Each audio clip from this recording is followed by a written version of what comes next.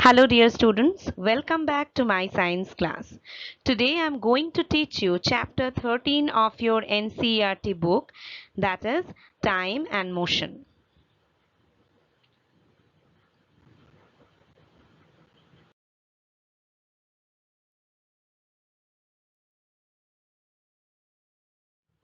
You are watching the channel Learn Science with Munmun ma'am. So we are going to start the chapter Motion and Time. So let's start. In class 6, you learned about different types of motions. You learned that a motion could be along a straight line, it could be circular or periodic. I hope you all can remember a number of motions you have read and their examples also. Can you recall these three types of motions? That is rectilinear, circular and periodic. Table 13.1 gives some common examples of motion. Identify the type of motion in each case. So let us see table 13.1. You have to identify whether these given motions are rectilinear, circular or periodic. So first of all, soldiers in a march past. So what kind of motion is this? You are absolutely right. This is rectilinear motion, motion in a straight line. Bullock cart moving on a straight road, so definitely straight line motion or rectilinear motion. Hands of an athlete in a race. Hands of an athlete in a race is an example of periodic motion. Pedals of a bicycle in motion, so that is definitely a circular motion. Motion of earth around the sun. This is also a circular motion as well as periodic motion because it repeats after a given interval of time of 365 days. Motion of a swing, it is also a periodic motion.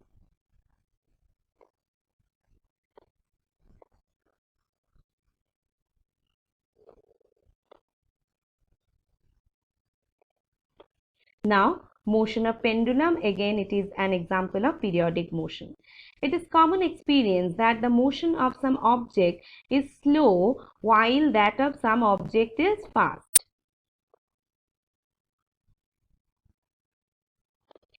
Slow or fast. For that we just can get idea by seeing only any object moving that is slow or fast. We know that some vehicles move faster than others. Even the same vehicle may move faster or slower at different times. Make a list of 10 objects moving along a straight path. Group the motion of these objects as slow and fast. How did you decide which object is moving slow and which one is moving fast? How can we understand that our object is moving slow or it is moving fast? By the distance covered by the object in a given time. If vehicles are moving on a road in the same direction, we can easily tell which one of them is moving faster because it will cover more distance, it can overtake the other one, right?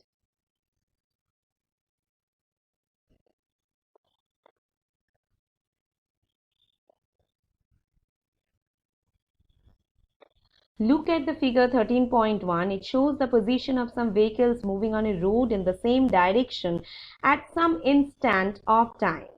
Now look at figure 13.2. It shows that position of the same vehicles after some time. Okay, so take a look at figure 13.1 and 2 of your book. Just see, this is figure 13.1. Okay, all the vehicles are moving at the same direction. From that picture, you can understand that which one is moving faster. Again,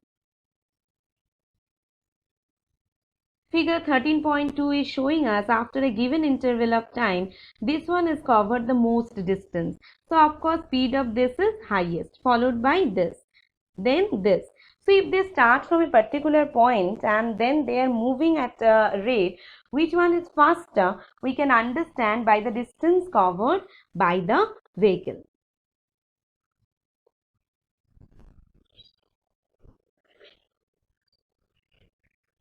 Okay. So, It shows the position of the same vehicles after some time. From your observation of the two figures, answer the following question. Which vehicle is moving fastest of all? Which of them is moving slowest of all? So given picture give us a clear idea about that. Just seeing the picture we can understand. The distance moved by object in a given interval of time can help us to decide which one is faster or slower. Obviously, which one cover more distance is faster and which one cover less distance is slower. For example, imagine that you have gone to see off all your friends at the bus stand. Suppose you start pedaling your bicycle at the same time as the bus begin to move. The distance covered by you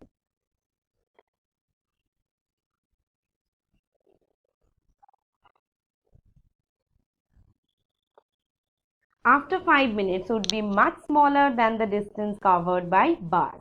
So we can say that speed of the bus is faster than the bicycle. Would you say that the bus is moving faster than the bicycle?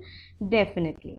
We often say that faster vehicle has a higher speed. Okay. In a 100-meter race,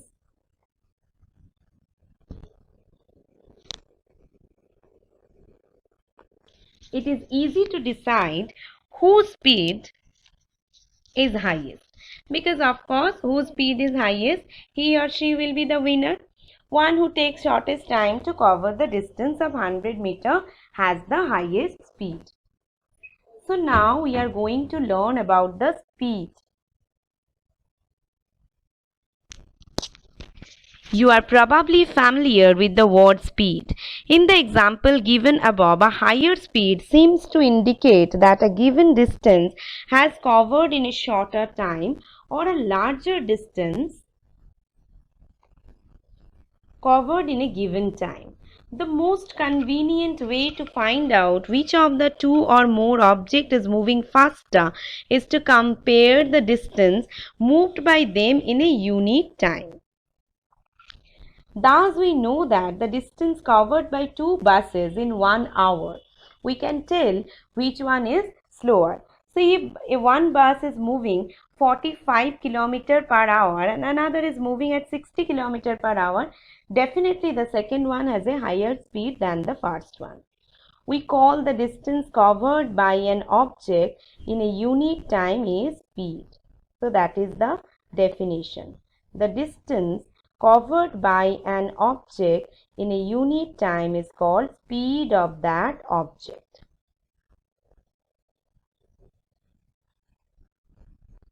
When we say that the car is moving with a speed of 50 km per hour, it implies that it will cover a distance of 50 km in 1 hour. However, car seldom moves with a constant speed for 1 hour. You can know that whenever a car is running on the road, we have to apply the brake, right? So, to control its speed depending upon the crowd, traffic signal and all. In fact, it starts moving slowly, then picks up the speed.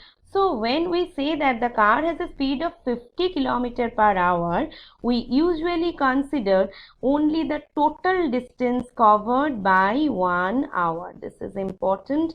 The total distance covered by it in 1 hour. Actually, we are talking about average speed, not the actual speed in a given point of time. Whether the car has been moving with a constant speed or not during that hour. The speed calculated here is actually the average speed of the car. In this book, we shall use the term speed for average speed. Suppose a car has started slowly, then it is moving at a certain speed, then it has to apply the brake to control the situation whenever there is crowd, or it stopped at traffic signal. So we have to see the total distance covered by it in 1 hour. We are not considering that it is moving at a constant speed, right? We shall use the term speed for average speed.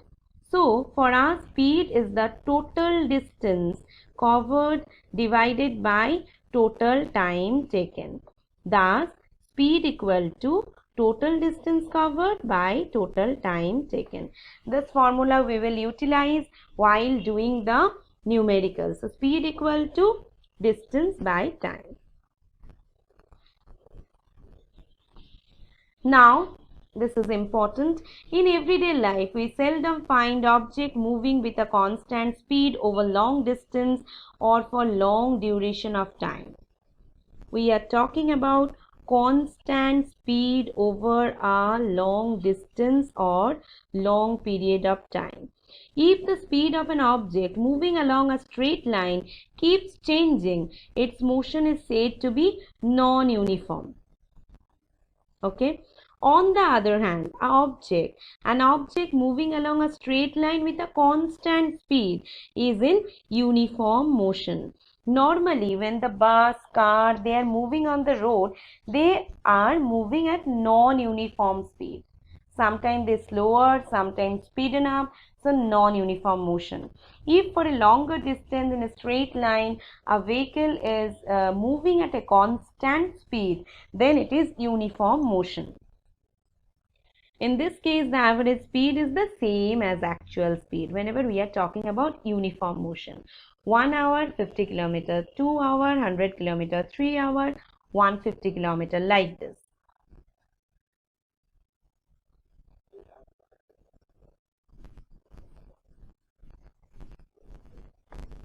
We can determine the speed of a given object. 1. We can measure the time taken by it to cover a certain distance. In class 6, you learned how to measure distance. But how to measure time, that also we have to find out. Okay. So, now we are going to discuss about measurement of time. Now we all know we can measure time with the help of watch, with the help of table clock, with the help of digital clock. If you did not have a clock, how would you decide what time of the day it is? Have you ever wondered how our elders could tell the approximate time of the day by just looking at the shadow? How do we measure the time interval of a month or a year?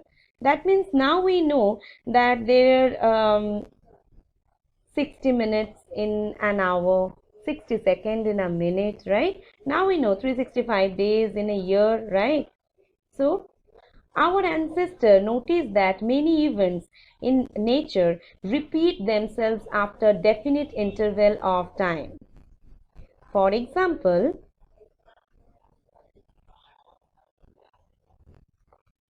they found that